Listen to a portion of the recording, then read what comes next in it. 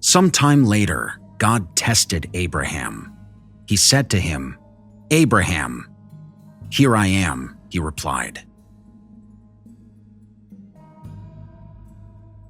Then God said, "Take your son, your only son, whom you love, Isaac, and go to the region of Moriah. Sacrifice him there as a burnt offering on a mountain I will show you." Early the next morning, Abraham got up and loaded his donkey. He took with him 2 of his servants and his son Isaac. When he had cut enough wood for the burnt offering, he set out for the place God had told him about. On the 3rd day, Abraham looked up and saw the place in the distance. He said to his servants, "Stay here with the donkey while I and the boy go over there. We will worship, and then we will come back to you." Abraham took the wood for the burnt offering and placed it on his son Isaac, and he himself carried the fire and the knife. As the 2 of them went on together, Isaac spoke up and said to his father Abraham, "Father?" "Yes, my son," Abraham replied. "The fire and wood are here," Isaac said, "but where is the lamb for the burnt offering?" Abraham answered, "God himself will provide the lamb for the burnt offering, my son." And the 2 of them went on together. When they reached the place God had told him about, Abraham built an altar there and arranged the wood on it. He bound his son Isaac and laid him on the altar, on top of the wood. Then he reached out his hand and took the knife to slay his son. But the angel of the Lord called out to him from heaven, "Abraham, Abraham!" "Here I am," he replied. "Do not lay a hand on the boy," he said. "Do not do anything to him. Now I know that you fear God, because you have not withheld from me your son, your only son." Abraham looked up, and there in a thicket he saw a ram caught by its horns.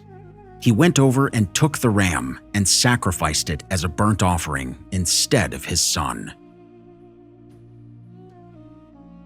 So Abraham called that place, "The Lord will provide," and to this day it is said, "On the mountain of the Lord it will be provided." The angel of the Lord called to Abraham from heaven a 2nd time and said, "I swear by myself, declares the Lord, that because you have done this and have not withheld your son, your only son, I will surely bless you and make your descendants as numerous as the stars in the sky and as the sand on the seashore. Your descendants will take possession of the cities of their enemies. And through your offspring, all nations on earth will be blessed, because you have obeyed me."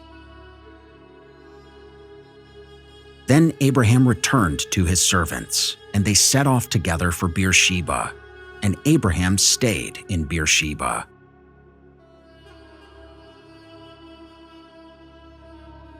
Sometime later, Abraham was told, "Milcah is also a mother. She has borne sons to your brother Nahor."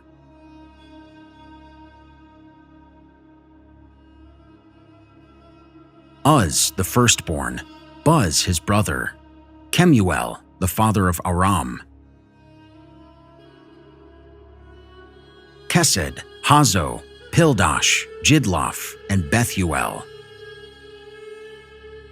Bethuel became the father of Rebekah.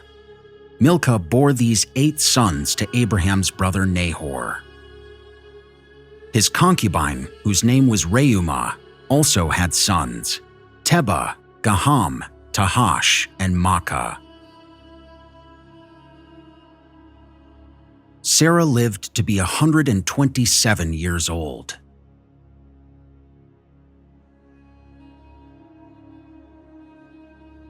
She died at Kiriath Arba, that is Hebron, in the land of Canaan, and Abraham went to mourn for Sarah and to weep over her. Then Abraham rose from beside his dead wife and spoke to the Hittites. He said, "I am a foreigner and a stranger among you.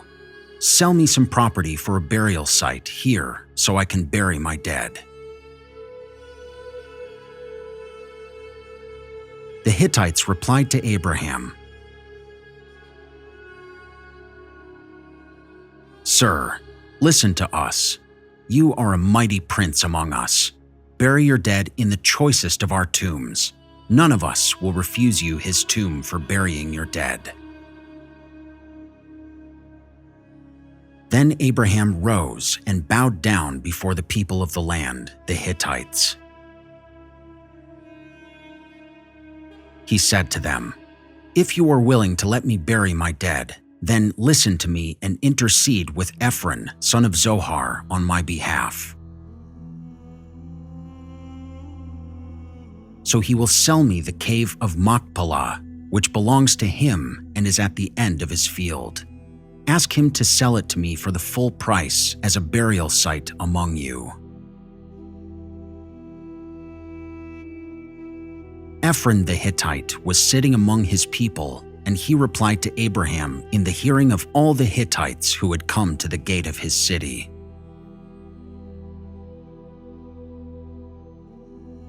"No, my lord," he said. "Listen to me. I give you the field, and I give you the cave that is in it. I give it to you in the presence of my people. Bury your dead." Again, Abraham bowed down before the people of the land. And he said to Ephron in their hearing, "Listen to me if you will. I will pay the price of the field. Accept it from me so I can bury my dead there."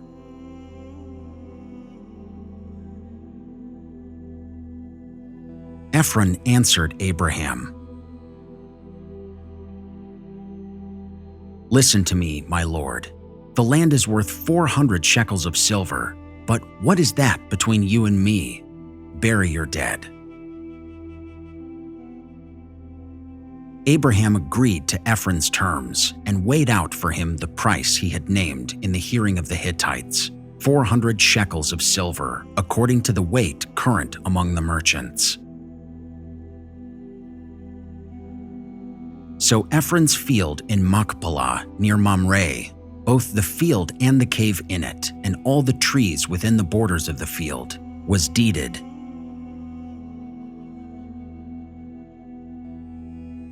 to Abraham as his property in the presence of all the Hittites who had come to the gate of the city. Afterward, Abraham buried his wife Sarah in the cave in the field of Machpelah near Mamre, which is at Hebron, in the land of Canaan. So the field and the cave in it were deeded to Abraham by the Hittites as a burial site.